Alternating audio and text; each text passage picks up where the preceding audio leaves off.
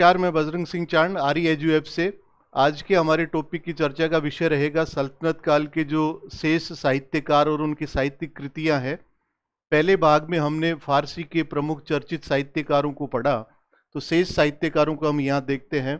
तो पहले साहित्यकार है आज के बिंदु के जियाउद्दीन बर्नी। जियाउद्दीन बर्नी एक रोचक कहानी है सल्तनत कालीन साहित्यकारों के संदर्भ में देखें तो।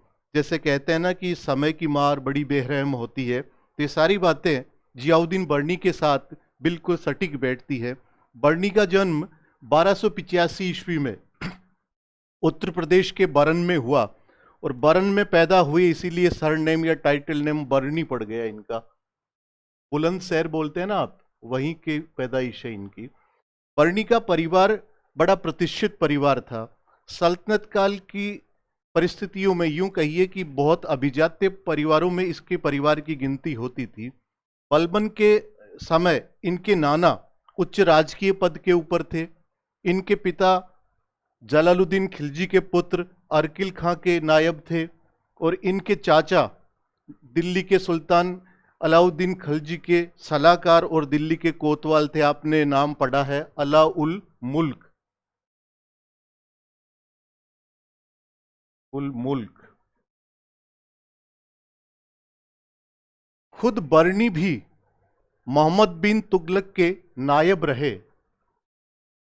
नदीम। नदीम का मतलब होता है जिंदा दिल साथी, और लगभग 18 साल तक इस पद के ऊपर रहे। समय की मार देखिए कि मोहम्मद बिन तुगलक की मृत्यु के पश्चात फिरोज तुगलक सत्तासीन होते हैं, और बर्नी पर शक किया जाता है कि वो वजीर ख्वाजा जहां के पक्ष में थे, और ख्वाजा जहां नहीं चाहते थे कि फिरोज तुगलक दिल्ली के सुल्तान बने, तो सुल्तान नाराज हो गए। बर्नी को कैद में डाल दिया गया, और बर्नी खुद लिखते हैं कि मैं पाई पाई के लिए मोहताज हो गया। इनकी पूरी संपत्ति जब्त कर ली गई, सामाजिक रूप से इनको बहिष्कृत कर दिया गया, और हनुमानगढ़ जिले में जो दुर्ग है भटनेर का दुर्ग, यहां पर इनको कैद में डाल दिया गया। यहां रहते हुए ही बर्नी ने कोशिश की कि वो कोई ऐसी साहित्यिक कृति की रचना करे जिससे सुल्तान खुश हो और उन्हें वापस उसके पुराने ओहदे को बहाल कर दिया जाए। और इसी कोशिश की कड़ी में उन्होंने तारीख फिरोज शाही की रचना की थी। परंतु दुर्भाग्य कहिए कि फिरोज तुगलक के समय बर्नी इस रचना को उन तक नहीं प्रस्तुत कर पाए, जबकि ये रचना दिल्ली सल्तनत की महत्वपूर्ण कृति मानी जाती है। खुद बर्नी की मृत्यु के पश्चात ये कृति काफी लोकप्रिय हुई।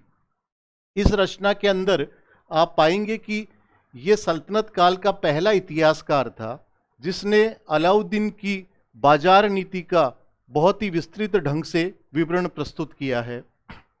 ये साहित्यिक दृष्टि से देखें तो अमीर खुसरो व अमीर हसन दहलवी का साहित्यिक मित्र था। यद्यपि अमीर खुसरो तो उम्र में काफी आगे थे, पर वो कहता है कि मुझे उनकी साहित्यिक कृतियां बहुत पसंद थी और वो मेरा भी अच्छा सम्मान करते थे। ये तीनों ही सूफी संत निजामुद्दीन औलिया के शिष्य थे, अमीर हसन दहलवी, अमीर खुसरो और बर्नी।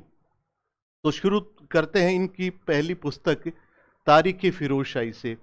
इस पुस्तक के अंदर बलबन के राज्यारोहण से लेकर, यानी यूं मानिए आप कि 1265-66 से लेकर फिरोज तुगलक के शासन के छठे वर्ष यानी 1357 तक की घटनाओं का उल्लेख है। यहां एक कंफ्यूज पैदा होता है। ध्यान रखिएगा कि बर्नी ने कुल 11 सुल्तानों का समय देखा है, जिसमें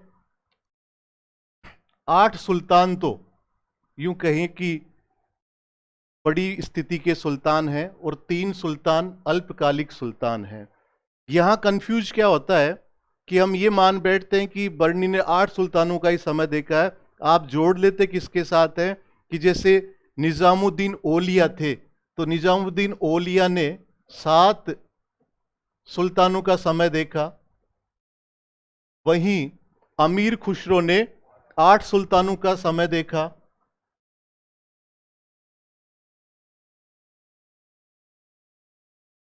वहीं बर्नी ने कुल 11 सुल्तानों का समय देखा है और उनके समय की घटनाओं का अपनी रचना तारीख के फिरोज शाही में उल्लेख किया है। तो परीक्षा की दृष्टि से बहुत महत्वपूर्ण चीज है, कंफ्यूज नहीं होना आपको। इसकी तारतम्यता निजामुद्दीन औलिया या बर्नी के अमीर खुसरो के साथ नहीं जोड़नी है। फिर मैं रिपीट कर देता हूं, निजामुद्दीन औलिया 7, अमीर खुसरो 8 और बर्नी 11 सुल्तानों के समय की गवाह अपने नजरिए से आपके समक्ष प्रस्तुत करते हैं।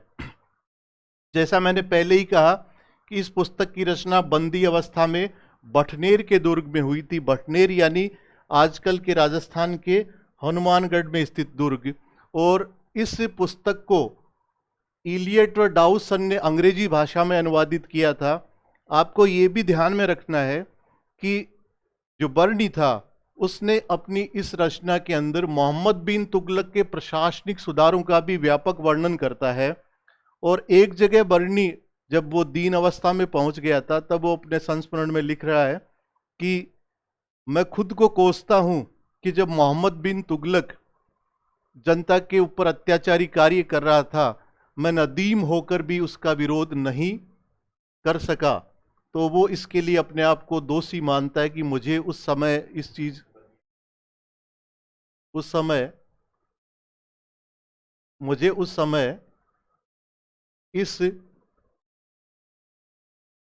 चीज का विरोध करना चाहिए था। फिर बलबन के कार्यकाल के प्रारंभिक वर्षों का जो वर्णन है वो तो एक सतही वर्णन है। विशेष रूप से इसने फिरोज तुगलक को प्रसन्न करने के लिए एक कवि की कल्पना के माफिक उसके कार्यकाल की घटनाओं को बहुत चाटुकारिता से प्रस्तुत करने का प्रयास किया है। किंतु फिर भी बर्नी का जो वर्णन है वो वास्तव में सल्तनत काल के अमूल्य स्रोत के रूप में जाना जाता है। इनकी दूसरी महत्वपूर्ण रचना है फतवा ए जहांदारी। फतवा ए जहांदारी के अंदर बर्नी ने आदर्श मुस्लिम शासक के गुण कि एक मुस्लिम शासक के अंदर क्या गुण होने चाहिए कि प्रजा हमेशा उसे ईश्वर तुल्य सम्मान प्रदान करे, साथ ही आदर्श मुस्लिम शासन व्यवस्था कि कैसे शरीयत के आधार पर मुस्लिम शासन व्यवस्था का संचालन हो और एक आदर्श मुस्लिम समाज की स्थापना हो।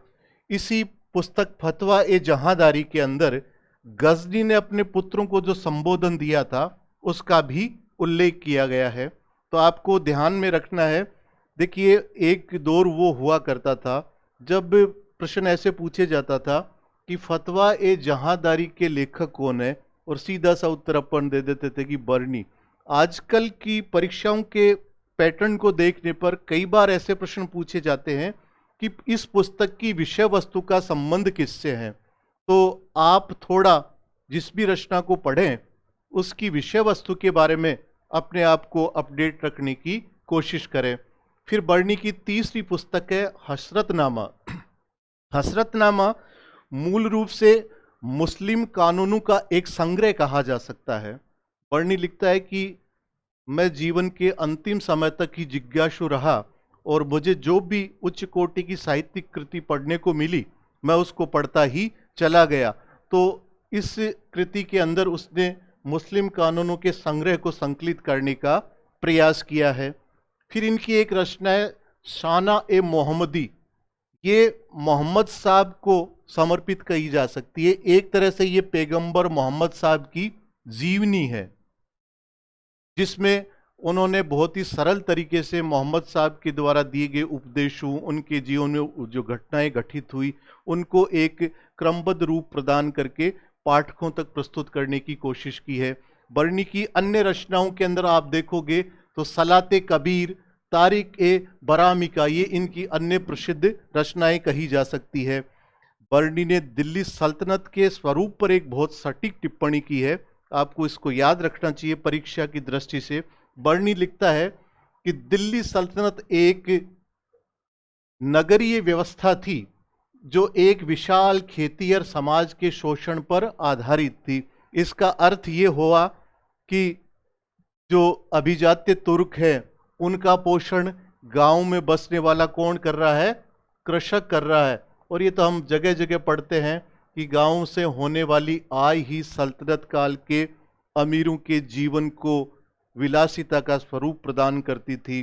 वो खुद जो कृषक होते थे फटे हाल में रहते थे और वो वैभव दिल्ली में दिखता था, न कि उस जमाने के भारत के गांवों के अंदर।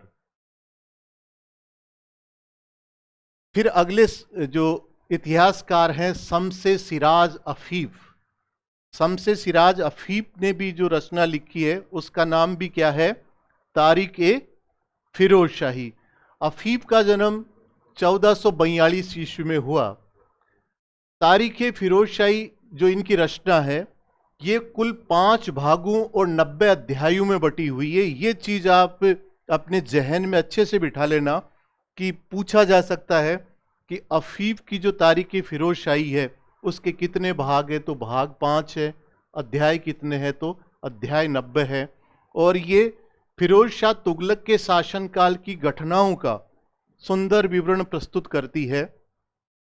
यद्यपि ये रचना फिरोज शाह के शासनकाल में नहीं लिखी गई है, इसकी रचना की गई है तुगलक वंश के अंतिम शासक नासिरुद्दीन मोहम्मद के समय।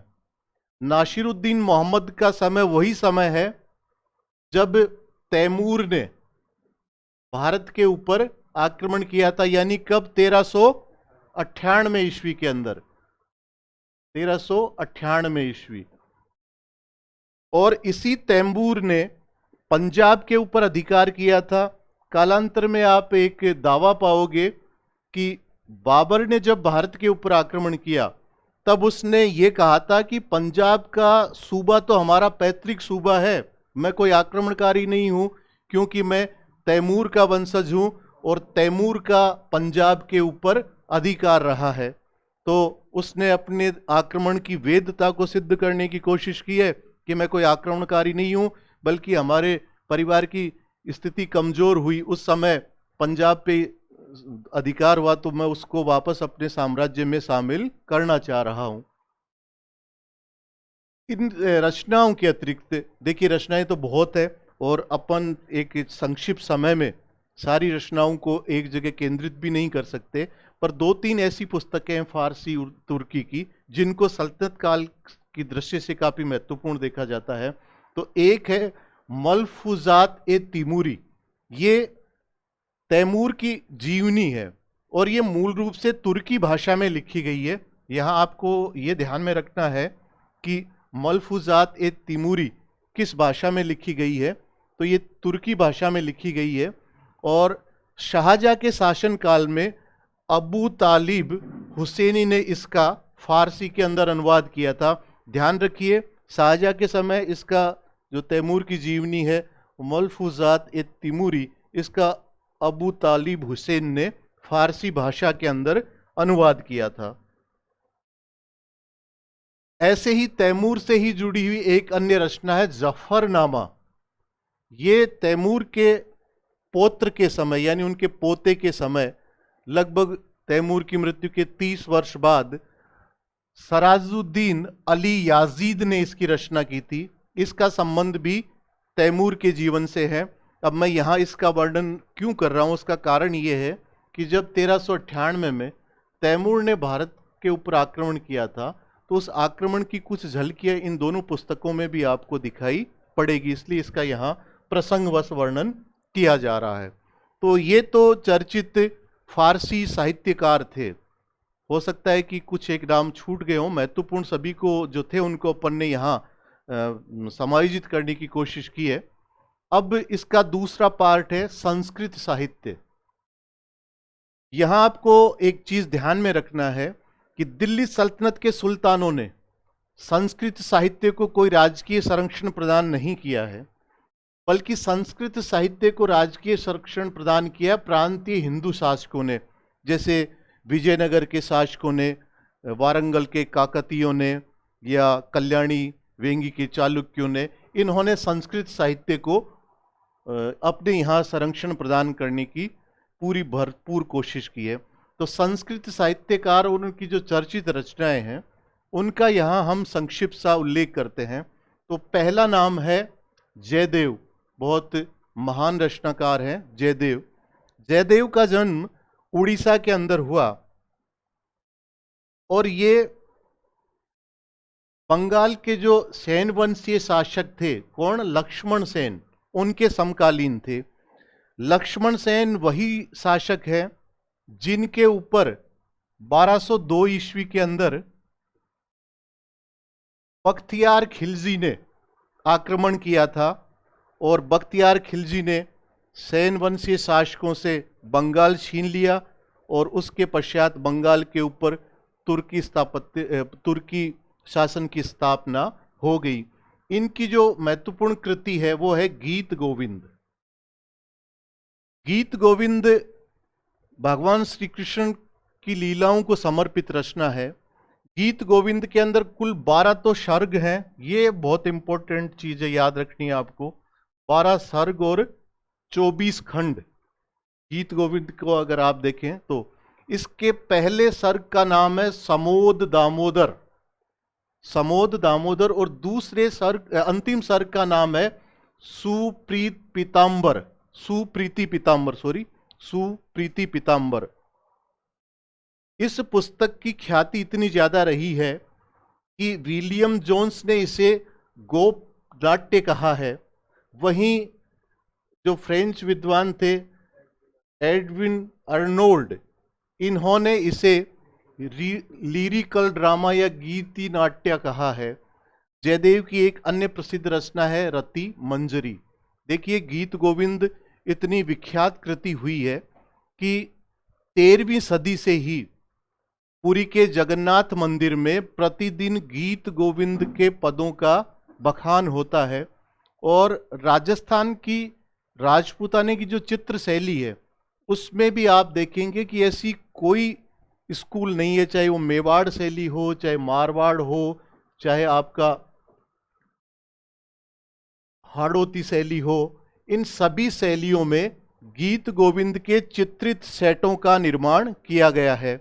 और खूब लोगों ने गीत गोविंद के ऊपर टीका लिखा है, यहां तक कि मेवाड़ के यशस्वी महाराणा कुंभा ने भी गीत गोविंद के ऊपर टीका लिखा है। अगले चर्चित संस्कृत के साहित्यकार हैं नयन चंद सूरी। ये प्रसिद्ध जैन आचार्य थे, और इनकी जो प्रसिद्ध रचना है वो है हमीर महाकाव्य। ये हमीर महाकाव्य रणथंबोर के चौहान शासक हमीर देव की उपलब्धियों का वर्णन करता है, मगर साथ ही साथ चौहान वंश के दूसरे जो प्रख्यात शासक हैं उनका भी अच्छा वर्णन किया गया है। पृथ्वीराज तृतीय का भी यहां पर वर्णन आपको मिलेगा, किसमें? हमीर महाकाव्य के अंदर। हमीर महाकाव्य के अंदर कुल 14 सर्ग हैं। ये चीज ध्यान में रखना। आजकल प्रश्नों की प्रवृत्ति ऐसी होती है, पहले तो सिंपल सा प्रश्न आता था कि हमीर महाकाव्य किसकी रचना है, अब ये पूछ बैठे कि हमीर महाकाव्य में कुल कितने सर्ग हैं, तो 14 तो सर्ग हैं और इसके अंदर कुल 1500 छंद हैं।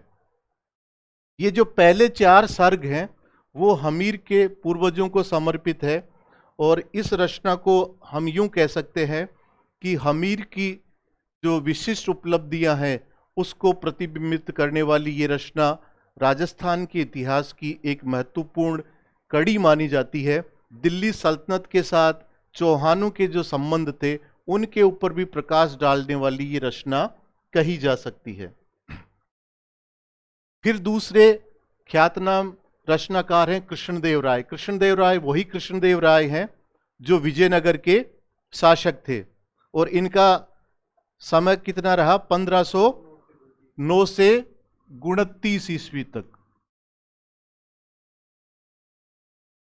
ये खुद संस्कृत के उद्भट विद्वान थे। इन्होंने कई रचनाओं की रचना की है। हम यहाँ जो संस्कृत की महत्वपूर्ण रचनाएं वो लेते हैं। पहली इनकी चर्चित रचना है जामवंती कल्याणम। जामवंती कल्याणम संस्कृत में रचित कृष्णदेव राय का एक नाटक है। घटना का आधार क्या है कि सईमंतक एक नाम का एक हीरा है, क्या? सईमंतक। इसको लेकर जामवंत और श्री कृष्ण के बीच में युद्ध होता है। विष्णु पुराण के अनुसार जामवंत भी महाबली थे और 21 दिन तक युद्ध चलता है। अंत में जामवंत समझते हैं कि ये कोई साधारण व्यक्ति नहीं है, बल्कि ये विष्णु का ही अवतार है। तो वो फिर श्री कृष्ण के साथ बड़े प्रेम से व्यवहार प्रदर्शित करते हैं और जामवंत की पुत्री जामवंती का विवाह श्री कृष्ण के साथ होता है। और जामवंती और श्री कृष्ण के पुत्र कौन है? सांब। सांब जामवंती और श्री कृष्ण के पुत्र हैं। फिर इनकी दूसरी चर्चित रचना है उषा परिणय। उषा परिणय भी एक नाटक है जिसमें उषा व अनिरुद्ध के विवाह का वर्णन है। ये अनिरुद्ध कौन है? श्री कृष्ण के पौत्र। फिर कृष्णदेव राय की तीसरी महत्वपूर्ण चर्चित संस्कृत की रचना है मदालसा चरित्र। ये मदालसा चरित्र की विषय वस्तु क्या है? मदालसा गंधर्व राज विश्रावसु की पुत्री है और महाराजा ऋतुध्वज की पत्नी है, जो अपने उज्जवल चरित्र और ब्रह्म ज्ञान के लिए प्रसिद्ध है। तो प्राचीन भारतीय नारियों के उज्जवल चरित्र के रूप में सती मदालसा का एक बड़ा नाम लिया जाता है, मदालसा का। तो मदालसा चरित्र की रचना भी किसने की है? कृष्णदेव राय ने की है। फिर अगले चर्चित साहित्यकार है अगस्त्य। यहाँ अगस्त्य से आप कंफ्यूज नहीं होना है, अगस्त्य ऋषि नहीं है ये। अगस्त्य ऋषि कौन? जिन्होंने दक्षिण भारत में आर्य संस्कृति का प्रसार किया, वो नहीं है, बल्कि ये तो वारंगल के काकतीय शासक थे ना, प्रताप रुद्र देव, उनके दरबारी थे। और इनकी जो प्रसिद्ध रचना है वह है प्रताप रुद्र देव यशोभूषण, जिसमें काकतीय वंशीय प्रताप रुद्र देव की उपलब्धियों का वर्णन किया गया है। यही प्रताप रुद्र देव जिन्होंने वारंगल के ऊपर मलिक काफूर के आक्रमण को झेला, फिर उन्होंने अपनी सोने की मूर्ति बनाकर मलिक काफूर के समक्ष भेजी, जिसमें कोहिनूर का हीरा भी भेंट में दिया गया था। तो दिल्ली सल्तनत के साथ जो संघर्ष हुआ है वो यही प्रताप रुद्रदेव काकतीय हैं। फिर अगले चर्चित साहित्यकार हैं विज्ञानेश्वर। हिंदू विधि का ज्ञान रखने वाले महान प्रबुद्ध विज्ञानेश्वर, इनका जन्म आजकल के कर्नाटक के गुलबर्गा में हुआ और ये कल्याणी के चालुक्य शासक विक्रमादित्य षष्ठ के दरबारी थे। इनकी जो पुस्तक है उसको हम मिताक्षरा के नाम से जानते हैं। दरअसल में मिताक्षरा याज्ञवल्क्य स्मृति के ऊपर लिखी गई टीका है, जो हिंदू उत्तराधिकार के नियम की महत्वपूर्ण पुस्तक मानी जाती है। यूं कह सकते हो हिंदू विधि की बहुत महत्वपूर्ण पुस्तक है। कौन सी? मिताक्षरा। मिताक्षरा में कहा गया है कि पुत्र को जन्म के साथ ही पिता की संपत्ति का अधिकारी माना जाता है। पुत्र को जन्म के साथ ही पिता की संपत्ति का अधिकारी माना जाता है। वही मिताक्षरा में विज्ञानेश्वर लिखते हैं कि स्त्री धन के ऊपर सबसे पहला अधिकार उस स्त्री की पुत्रियों का होता है।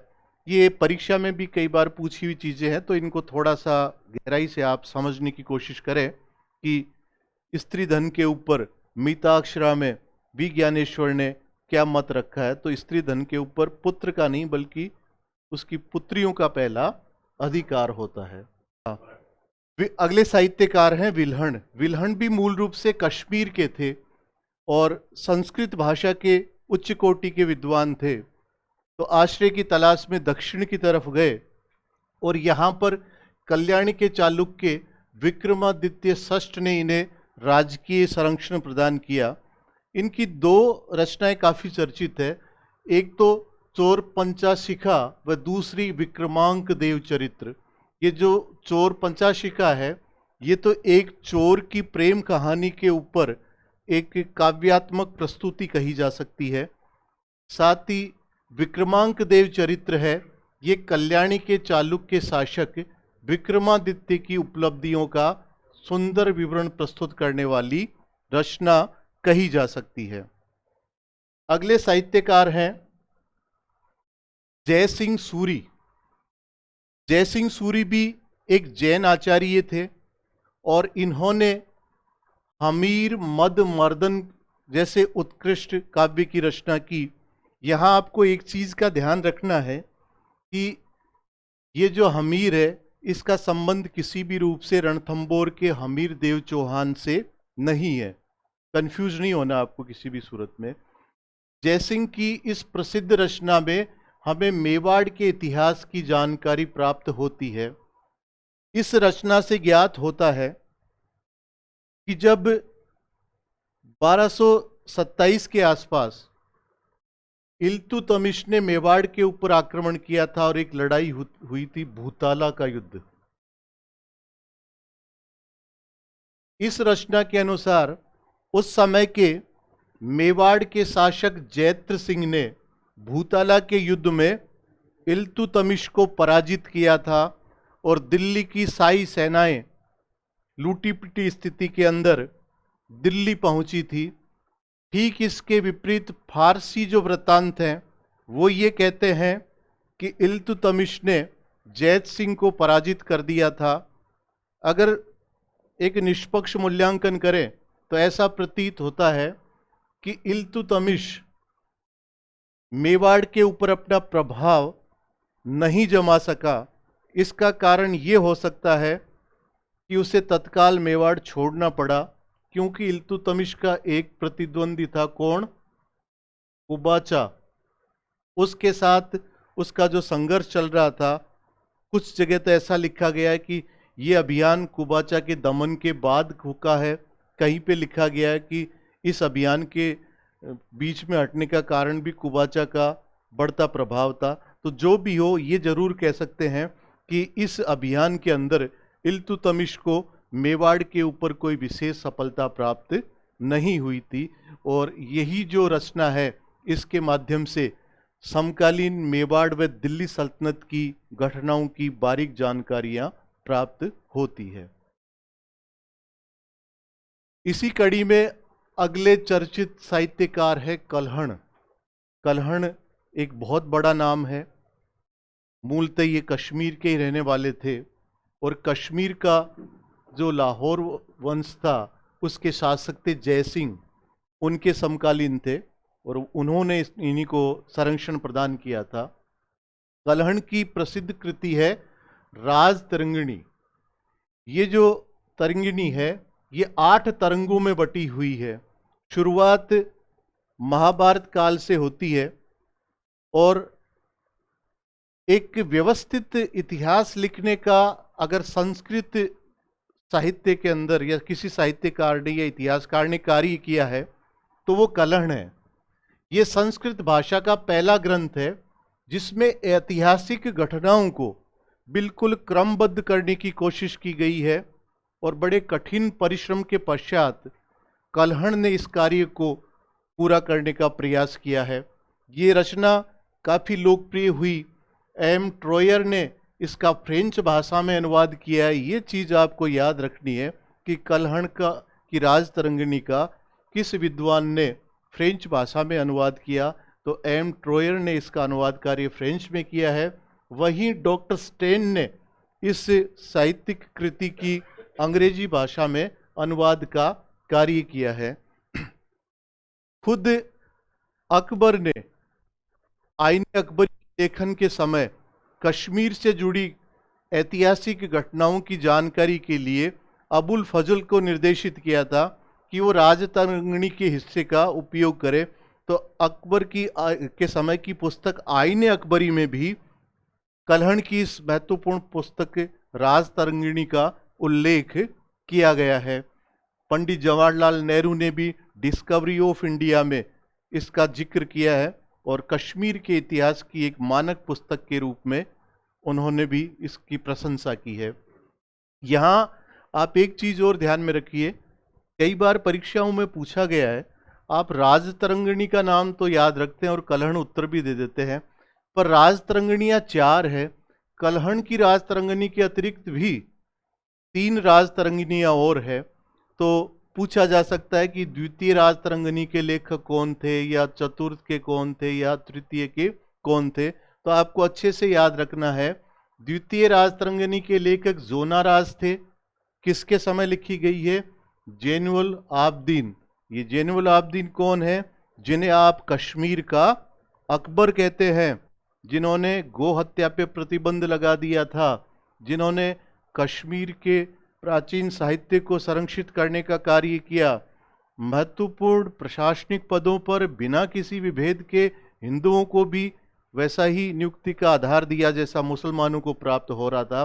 तो याद रखिए, द्वितीय राज तरंगिणी किसकी रचना है? जोना खां की रचना है। तृतीय राज तरंगिणी किसकी रचना है? तो ये श्रीवर की रचना है और ये भी जैनुल आबदीन के समय ही लिखी गई है। और चतुर्थ राज तरंगिणी प्रज्ञा भट्ट की रचना है जो अकबर के समय में लिखी गई है। इस तरह राज तरंगिणियाँ 4 हो गई है। आपको याद रखना है, पहली राज तरंगिणी जो मूल रूप से कश्मीर का विस्तृत इतिहास है, ये किसके द्वारा लिखी गई है? ये कल्हण के द्वारा लिखी गई है। और 3 राज तरंगिणियाँ जैसे द्वितीय जोनाराज के द्वारा लिखी गई है, और तृतीय श्रीवर के द्वारा लिखी गई है, और चौथी प्रज्ञा भट्ट के द्वारा लिखी गई है। तो आप इनको अच्छे से याद रखिए। चलो आज के इस टॉपिक को यहीं विराम देते हैं। धन्यवाद।